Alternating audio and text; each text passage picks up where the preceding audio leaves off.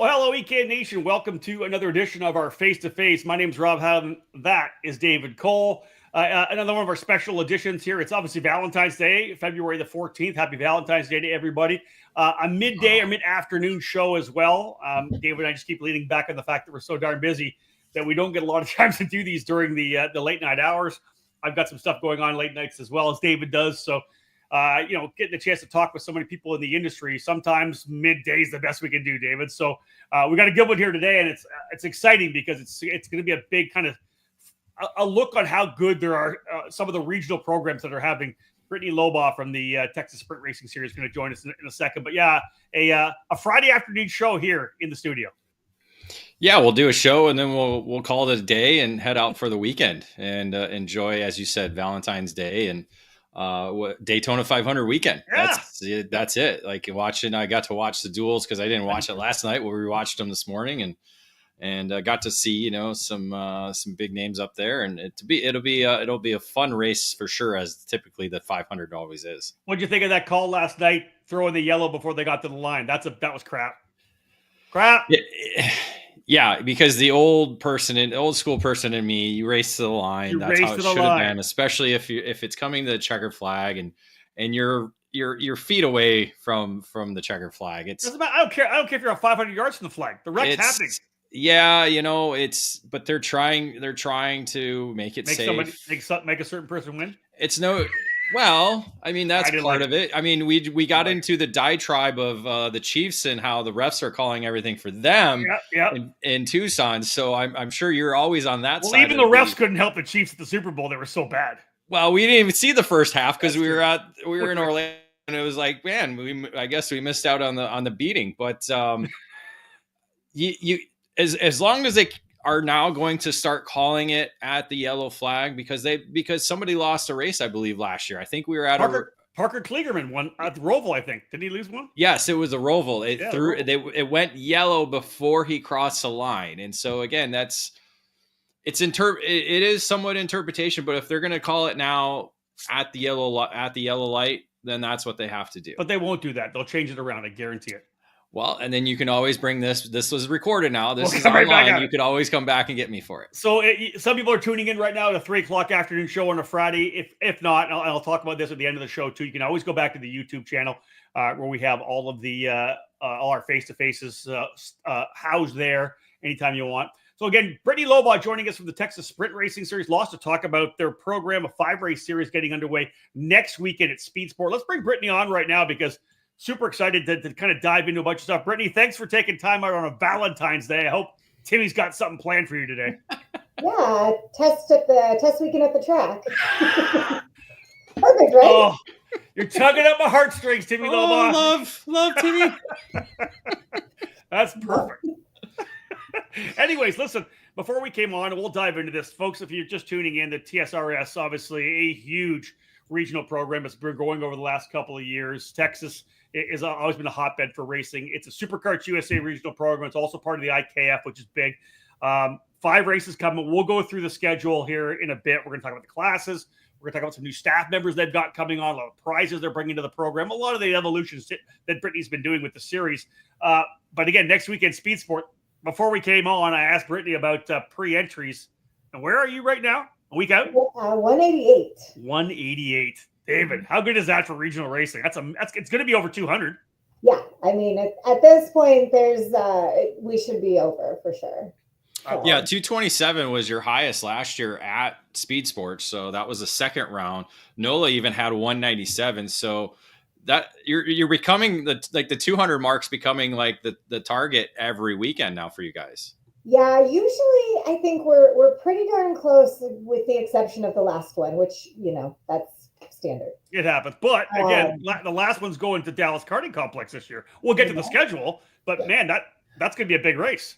Yes, I still think it'll be good. So yeah, that's amazing. Yeah, all right, so David, what do we want to start with? We want to dive in and talk about the weekend first here. Do we dive into the schedule, kind of go over there, and at the end of the because we kind of hit on that. I just said, you guys started out with NOLA. Well, NOLA Sports Park now will be round 4 of your 5 event program. Talk about where you were looking at putting the different racetracks on the schedule and how that came to be. Well, I mean, as most of us were watching Super Bowl on Sunday, there was a few conflicts in NOLA earlier in the season. I mean, Good I point. can imagine why people wouldn't want to go there for racing. Yeah. So we decided that actually September is a great month. A lot of the festivals and different things that they do, because then they go straight from Super Bowl to Mardi Gras.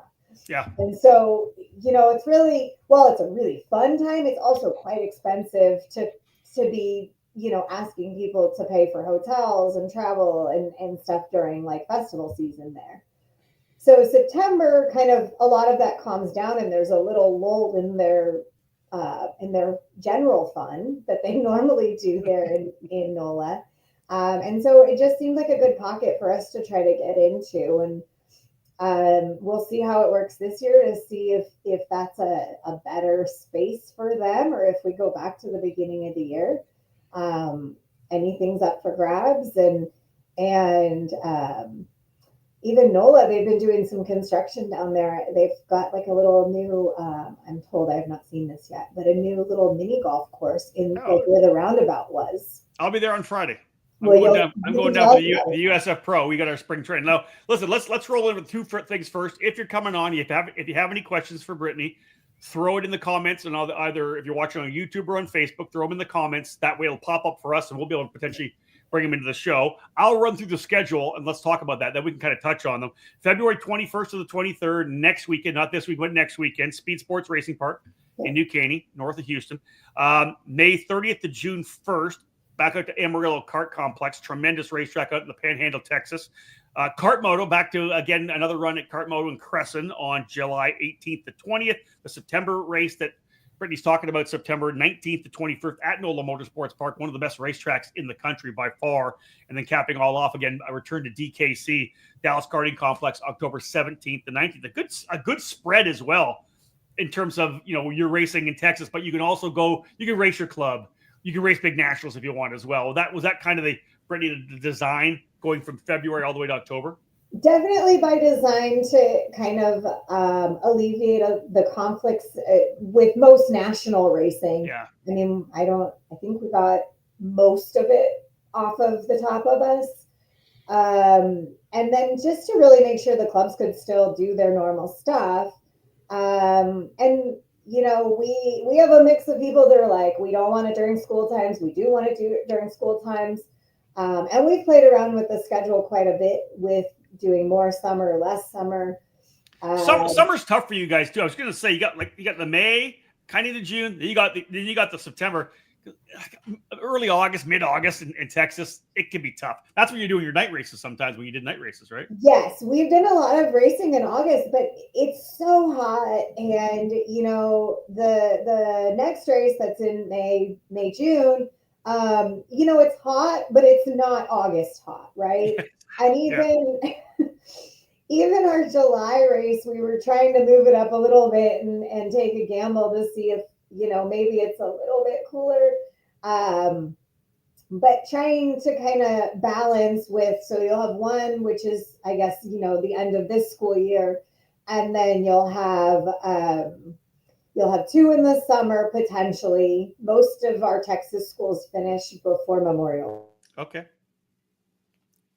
And then we'll go and, you'll still have two more at the end, like as school's ramping up. But if I do it too early in August, now most of our schools are back in August. And so it kind of is tough, especially like college age kids that are just moving to trying to get started. So we tried to adjust a bit and shift, because we used to do more in October, and we kind of moved our last one into September, and we wanted to try back in October and see if, how that works for us, and weather should be better. So racers, when you think there's a lot of work to be done in the off season for promoters, class structure, rules, prize packages, we've just talked for the first 10 minutes essentially about what it takes for Brittany, first and foremost, to try to go with the schooling, the weather in Texas, and every other major national series. It's not easy to put together a schedule, is it? No, and there were some other, there's a pretty big gap, and And I was trying to fill, to see if there was any way I could get something between here in February and May, and between national series and, my kids' other activities and things I've got going on. I was like, well, I tried. And then it's like, this is how it's going to wrap out. Because, there's just so many things to kind of pop into the consideration, and putting together a calendar for all of the events of, just general life along with racing. Yeah. And I think Texas karting is very lucky. You look at those venues as well: Speedsportz, Amarillo, NOLA, Dallas. I know the Kart Moto is a newer facility they're working on. As you were there last year, but it's such a great lineup. Let's move to class structure a little bit here. Yeah. It's not really a big surprise, right? With your connection that you have with both SCUSA and IKF, it's the IAME categories and essentially the Briggs and Stratton classes as well. Correct. Yeah, we with the Honda kid karts, unfortunately Honda's just not doing the racing side of things with that engine as much anymore, and more it's nearly impossible, if not actually impossible, to get a sealed kid kart engine any longer in the US. Anything you can find that's new isn't sealed. It's more manufactured for other countries. Yeah. And we needed to make sure we kept that, that sealed type of engine package, so that, you keep it a spec engine for them. So that's why we shifted to the 206 package with them. While we kind of feel out where other places that kid kart may be taken around the country, that's the only, class. The only engine package that's like really being run nationally at this point. Yeah, and Dave, there was quite a bit of kid karts with the Briggs engine at CKNA Grand Nationals, was there not? I was just going to say there were over 20 kid karts for the first time at that event in 2024. So, as you talked about off the air, there's a lot of influx of young racers across the country. So Texas is obviously no stranger to that. So it makes sense to move to the Briggs platform, because again, any club track you go to, pretty much it's the Briggs platform for that category. But because we don't want the $5,000 kid kart motors going back out there again, do we? No, we don't want to go back to where it got to with Comers.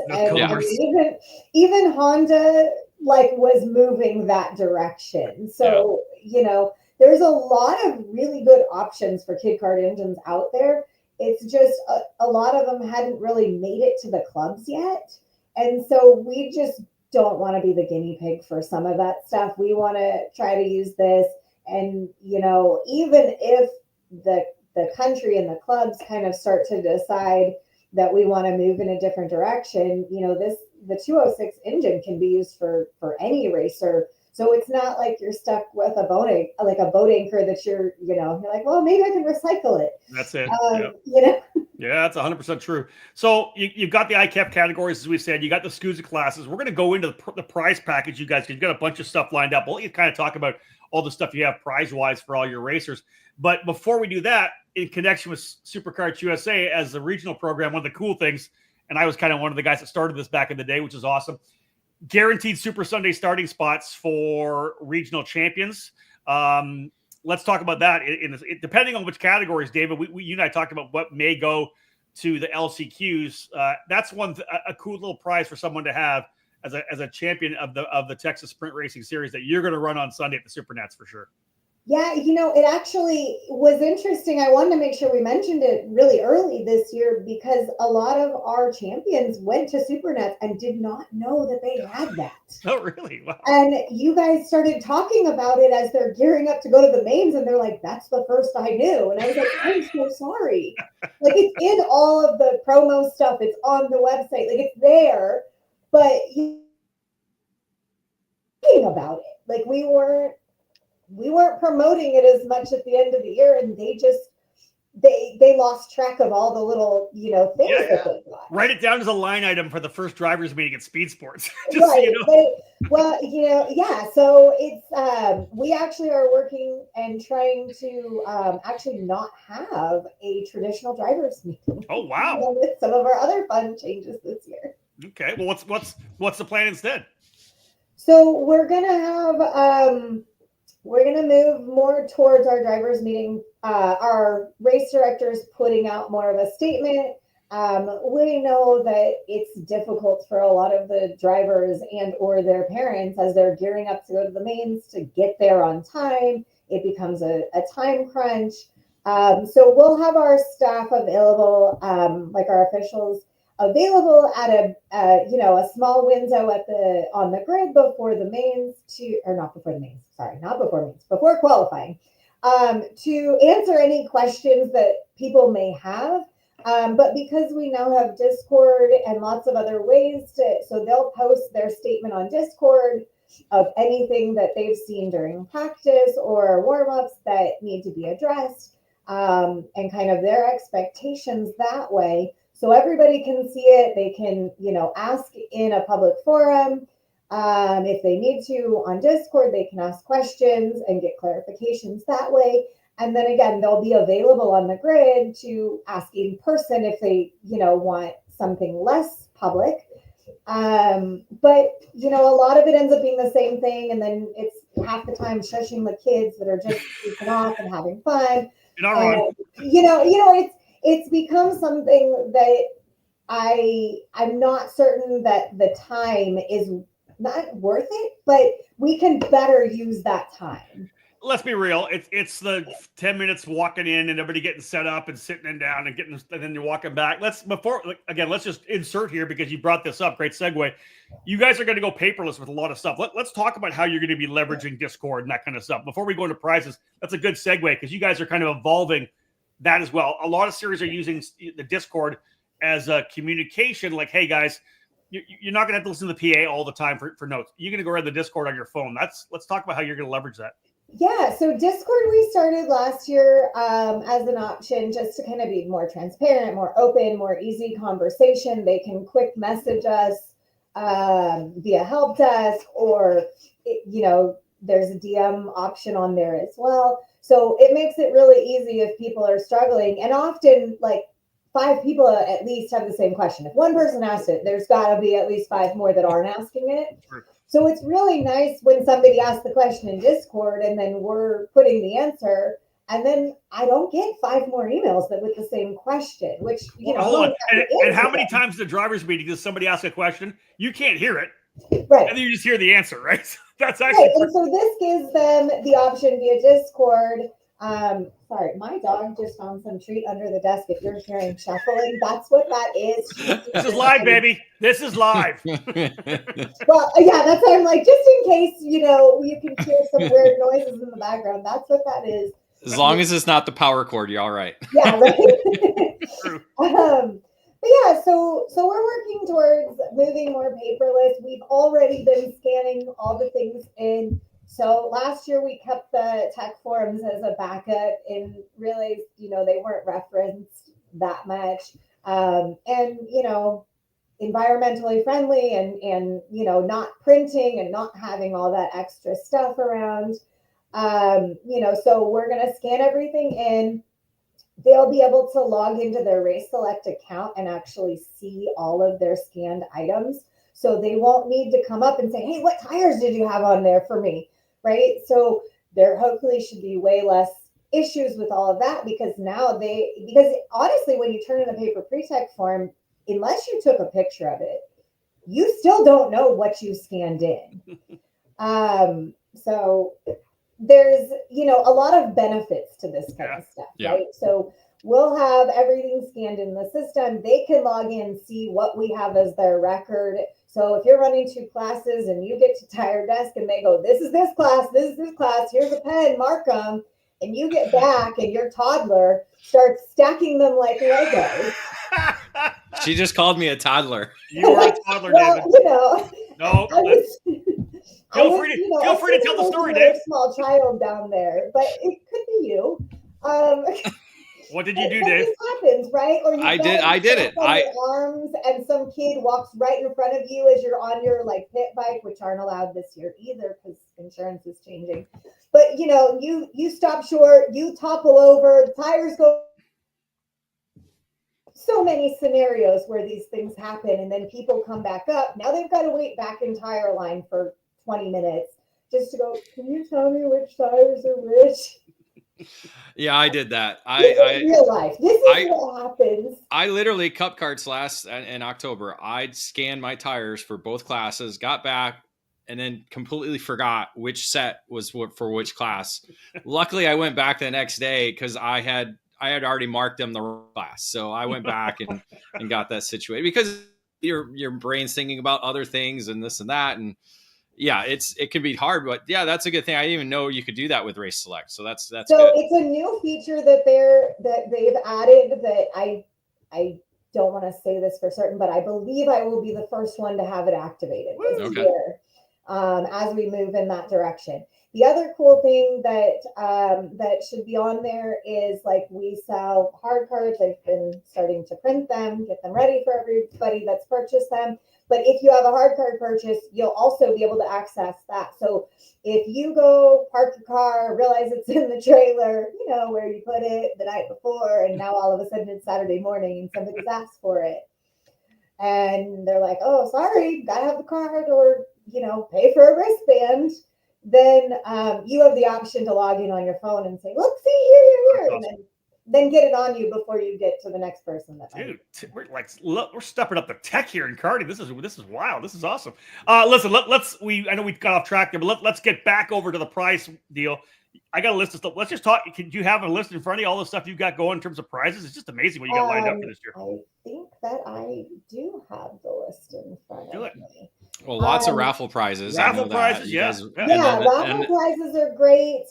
So we will do, and like I said, moving to paperless. So instead of getting a raffle ticket, we're going to do like a digital raffle. So everybody's name will go on like a digital spinner, and then we'll just post in Discord because typically that was done in the driver's meeting. Yep. So if your name's on Discord, you'll go to registration and grab whatever it is. Or if it's like just a credit for tires, like, hey, we've already popped that in your account for you. So you don't actually even have to come all the way up to see us. We are trying really hard to make the line standing be way less. The first event, there's always a little excess. We got to make sure all those waivers and everything are really done for the year. After the first event, I mean, there's probably some people we won't see in registration for the whole rest of the year. That's amazing. Yeah, that's awesome. That's great. But yeah, so but back to prize packages. Go. So all of our champions will get a free season package for TSRS for next year. So 2026. So champions will, across the board, every class that averages at least 10 entries for the year. So that is the caveat. We have to get enough entries to put that. So I do try after every event to go in and say which classes are still qualified for that, and kind of keep that momentum moving, as it can fluctuate. But most classes this year have already qualified, or very close if they haven't, based on this first race. So all classes get the TSRS for the championship series package.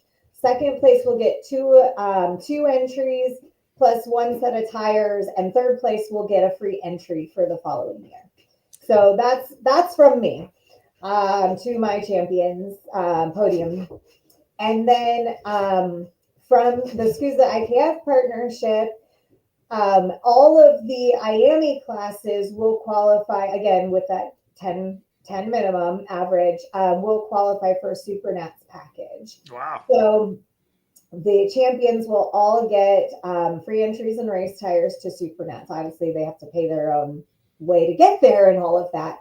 But the big fun thing is that they also get a guaranteed Sunday start. So that is huge. And so if you are in any class with an LCQ, that gives you the option to weigh running the LCQ or save your tires for the main and just start a little, maybe a position or two further. Yeah, it's just for the amount of money, the time, the money you put in to go to the SuperNats, to be able to have that little ace, holding that ace, that's the key, right? That you're going to run the Super Sunday main event. Yep, one up your sleeve, David. It's just an amazing thing. I mean, it's really awesome. And so I can't tell you how many times I've gotten phone calls as right before LCQ started. You're sure I have a guaranteed start? Are you sure? Like, really sure? You almost need to do the ticket thing, at the year end. Give them the ticket, and in the memo it says guaranteed Super Sunday start. That's a great idea. That's a great idea. Yeah. So so that one, I mean, I almost think that is better than the actual ticket itself, but somebody else can debate. Dave, it has to be this big with a gold chain, so the guy can walk up to the heat races like, "Oh yeah, like, yeah, I'm coming through." I mean, they make those. Yeah, they make those. That's not a bad idea. Look out for me. Well, it just means you can wreck that person. They won't get mad. Oh, maybe not. Yeah, I just wrecked that guy. He's in for sure, anyways. Yeah, so and then any of our 206 classes, with the exception of Kid Kart, because IKF Grands doesn't offer it. So any of our other 206 Cadet, 206 Junior, and 206 Senior will get IKF Grands tickets. Yeah. So awesome. They'll get their entry and race tires to IKF Grands if they choose to. Yeah, a lot up for grabs for sure. It's going to be a fantastic year. And especially when you hear the numbers we talked about for pre-reg a week out, we know what it's like with the guys that are going to come in last minute. We always get a bunch of, every series gets a bunch of guys coming in at track entries. One of the things, obviously, Brittany, is, you're getting out to some stability in terms of dates, some stability in terms of tracks.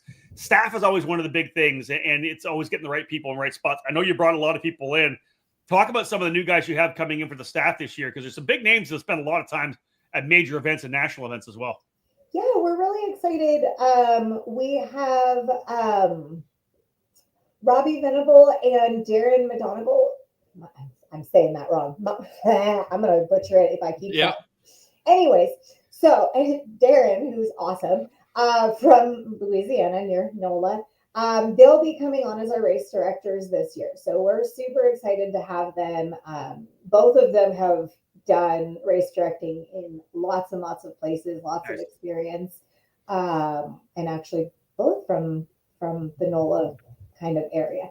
So I think it'll be a really good year with them.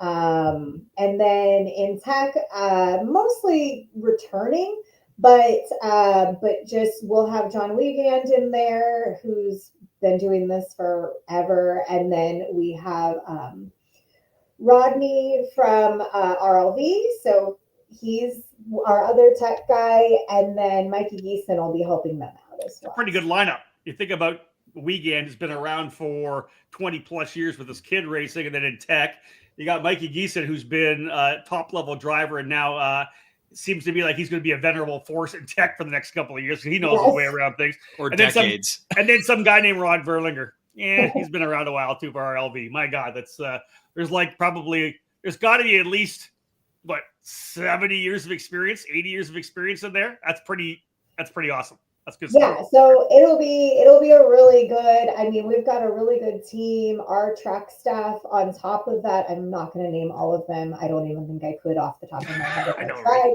But they're all so well rounded. They've all worked so many big events all over. So I'm just super pumped about who we have on staff this year. I think between everybody, it's just going to be really, really good. Brittany, do you know how many staff members you have for these races off the top of your head? She said too many to name. I am bringing in 25 to 28. Wow. See, it takes so much to put these races on. It's amazing. It's amazing. I mean, and it's stuff, I've got Nick Wheel doing, protests and penalty stewarding stuff. I've got just different positions that, in registration, somebody scanning tires, people working scales. There's just lots and lots of really, really good people helping with. You mentioned your race directors too. Tyrone Kemper Jr. says Louisiana in the house. I like it. That's we good. Have a lot of staff coming from Louisiana this year, actually. That's awesome. It's so good. And listen, another thing I have in my notes here, marshalling lights for this year. Let's talk about that a little bit. Yes, we are rolling out. We have up to 6 lights to use around the track. So we'll have those set up. Those will get set up on Friday. And so those will just help us to be able to officiate better and help the track staff that, if there's something going on, there still is a light there designating that there's a yellow, so they can be a little bit safer as they're trying to help recover carts. And and they can help. When they should be, with them getting the yellow out, but they want to help, and it's to have that light. I love that redundancy of having the lights there as well. Right. Often they have to choose between flagging and helping somebody, and if they choose, or if they're directed to help the cart, then you have to be it's even more cautious, or you have like another corner worker trying to run to cover somebody. Yep. So direction, and hope that it really just helps clean up some of those little things. So many little components you guys have put together in this program right now. I have over the last number of years since you've been running this deal, and I'm telling you, it's just so cool to see. Let's wrap things up, bring it all full circle, and come back to the fact that you guys will be rolling to the track, as you said, but right now, essentially get ready, head over for your Valentine's Day practice day. Let's talk about next week. What's your biggest class? We said 180 something pre-enders. Do you know off the top of the head what the big class is right now? Yes, right now I have. Oh wow, I must have just changed within the last day. 36 206 seniors and 35 KA seniors. 206 is coming. David and I wrote that's why I was like, wait. I was expecting it to be the other way around. Oh, that's so awesome. So 206 seniors are coming for the KAs this year. That's amazing. Yeah, because last year it was KA that was the highest every weekend. 48 was the highest at Springs or Speedsportz.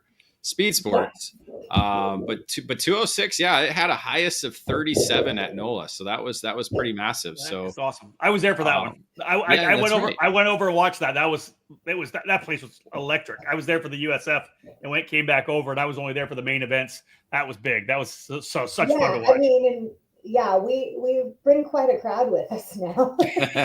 You do. That was amazing.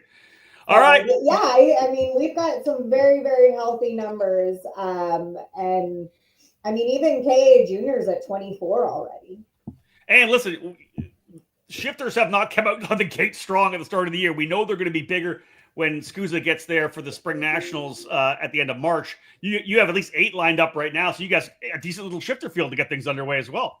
Yeah, we'll have a decent little shifter field and some good names coming up in there. So it'll, like Billy Musgraves Racing and Jordan Musser will be there.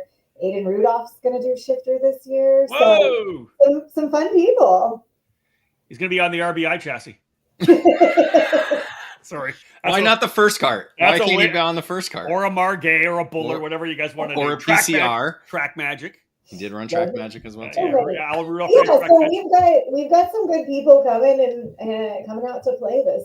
Calling all shifters, that track was built by Alan Rudolph for shifter carts. I'm telling you that. It's a fantastic track. So if you got a shifter cart, get off your ass and get out to the racetrack next week. Jeez. Yeah, there's still time. Let's go. Shifter drivers. I mean, come on, let's double that 8. Let's go to 16, 100%. Let's make it happen. Well, Brittany, thank you so much for joining. I know it's Valentine's Day. It's Friday. You're only a week away from the race, but we wanted to make sure we got a chance to talk with you because, again, David, national racing is where it is, right? SCUSA massive at the Winter Series. USPKS big numbers, Stars big numbers. It is so cool, I think, for us to see that there's a lot of big regional programs going as well. And again, we're now past the Winter Series programs into the regional stuff now. So congratulations on growing what has been a fantastic series now with Texas again being like one of the hotbeds in karting in North America. Yeah, I mean, I was looking at the states people are coming from, and we're pulling from all over. I've got like Missouri, Kansas, Texas, Louisiana, New Jersey. Oh, another new state person coming. So it's pretty fun to watch all that, Well, that is absolutely awesome. Brittany, thank you so much for coming on. We appreciate it. Absolutely. We'll say goodbye to Brittany. She's got work to do. David Cole, a big race coming. We can go back and look at this later, but look at both of our faces when she went 36 and 35 for KA and 206 senior. I love seeing a big 206 senior class like that. That's massive. Yeah, we heard a lot from different people. We talked to John Seglum, who's bringing a lot of Coyote racers over there. So I think there's some MGM racers already been going over there. And again, the KA and the 206, like that's the focus of the regional programs, and and for senior drivers, like in the Texas region, like that's it. Like that's the program you want to be at. So again, you get a lot of club drivers from Speedsportz, from Gulf Coast, from Dallas, from all the other tracks around the state, North Texas karters, and even Oklahoma. There's a lot of club racers up there that'll come down and do this event, because you do the opener, you see where you are at that time, and you see about following for the rest of the year. And what do we always say? Numbers breed numbers. Everybody wants to go where everybody's going. So hopefully that'll be Speedsportz next weekend. We're going to wrap things up here, folks. Happy Valentine's Day for everybody. I know we're rolling into the weekend right now. Those of you who joined us live, again, you can always watch all our face-to-faces on YouTube. We'll turn this show into a podcast as well. It'll be available on the EKN Radio network, and of course, downloaded on any of your apps as well. I totally threw you off. You threw me off there. Hey, happy Valentine's for you, David. Mwah. What are you doing? What are you doing for your wife today? You doing something nice for her? Not a damn thing. You suck so bad. You are such a. You know what? I forgot to give her a gift. She just snuck in home. I was going to bring it up to her, but it's for a surprise. Well, we're going to wrap up right now. You can plug off early, David. Yeah. Hey, thanks for tuning in, everybody. We appreciate it. On behalf of Brittany Lobaugh, David Cole, my name is Rob Howden. Bye for now.